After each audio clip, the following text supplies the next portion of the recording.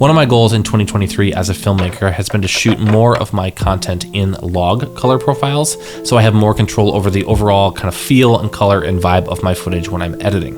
Now, if you're anything like me in this, even just the idea of shooting in log is a little bit overwhelming and daunting.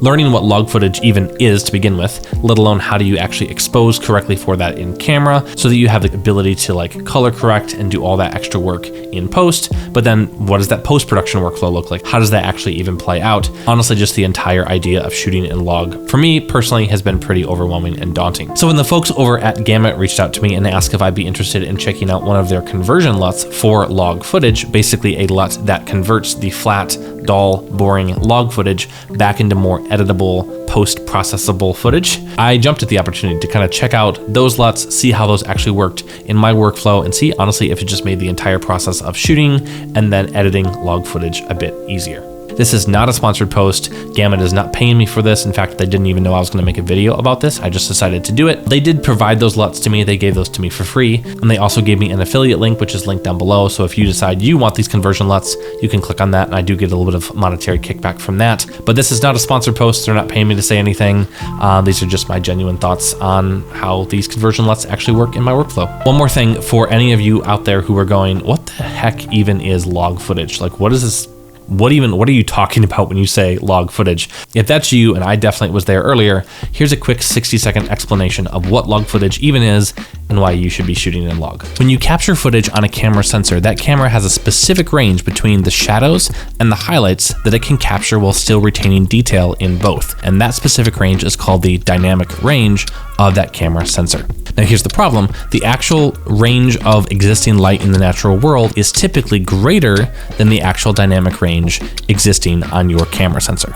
That means you have to make a compromise. If you want more detail retained in, say, the highlights, you might have to darken your exposure, losing a little bit of the detail in the shadows so that you can retain that detail in the highlights, and vice versa. Effectively, you have to choose which portion of the range of light you want your camera to capture, but you're always compromising something. Log footage compresses the light entering the camera sensor so that you can retain more detail in the highlights and in the shadows. It does this by darkening those highlights and brightening those shadows so that more of the natural range of light will fit within the range that your camera can actually capture. This results in log footage looking very flat and dull and boring, but it retains way more of the detail in the highlights and the shadows than the typical color profile on your camera would be able to capture. And that is why people shoot in log. And so what you have to do to actually start editing log footage is you have to first convert that footage from the log profile into a color profile that you can actually edit. And that's where these conversion LUTs from Gamut come in, because what they allow you to do is just apply this LUT that then converts the footage from this flat, boring, dull, contrastless image into an image that has a lot more life that you can actually start editing. So let's just dive into some of the footage here. This is just footage I shot downtown with a friend of mine the other day, kind of intentionally shooting some footage for this project here. And as we kind of roll through the footage, you can see it's pretty dull, pretty lifeless, looks kind of almost grayscale. There's not a lot of color, not a lot of contrast to it. It's just pretty dead footage. So now we're gonna apply the conversion LUT from Gamut. So they have all these different LUTs depending on which color profiles you're shooting in. So for me, I was shooting in Canon C-Log3 in the Cinema Gamut. So they have a specific LUT for that. Really depending on which kind of log profile you're shooting in, they have a specific conversion LUT for that, which is honestly really, really helpful and just makes the job of kind of converting your log footage substantially easier. So let's go ahead and apply this to our footage now. Boom, all of a sudden now we have color, we have contrast.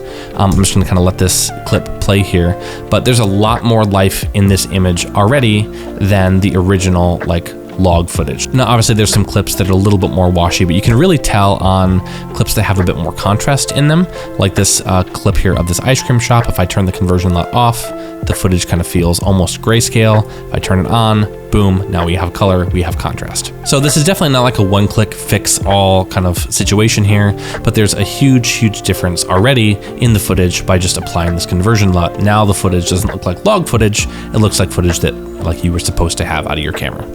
So then the next step in this process, I'm going to add some personal adjustments to all of these clips. So what I've done is I've gone into my Lumetri color and I've added some basically more richness and depth to the footage here. So I've kind of brought the shadows down, pushed the whites up to give some more contrast. I might have dropped the exposure just a touch and brought the highlights down.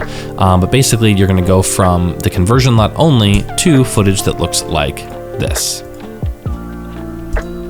I'm just going to go clip by clip. You can tell I did a decent bit of kind of color correction on all of these clips here. You can really see it on a clip like this. That's just with the conversion LUT. And I did a ton of work to kind of bring a lot of that detail back because I overexposed that clip and it was a little bit too much. But because I shot it in log, I still had detail in all these highlights here. I still had detail in the shadows of his jacket. So even though that was substantially blown out, I still have detail and was able to kind of recover all that. Fast forward here, this is another clip where you can really tell I've just added a lot more richness and punch to the footage. So if we're gonna go from the raw footage, add the conversion LUT, and then add my personal adjustments. So we've gone from this very flat, lifeless log footage, and now we have a ton of color, a ton of depth, and feels like footage I would actually use in a project.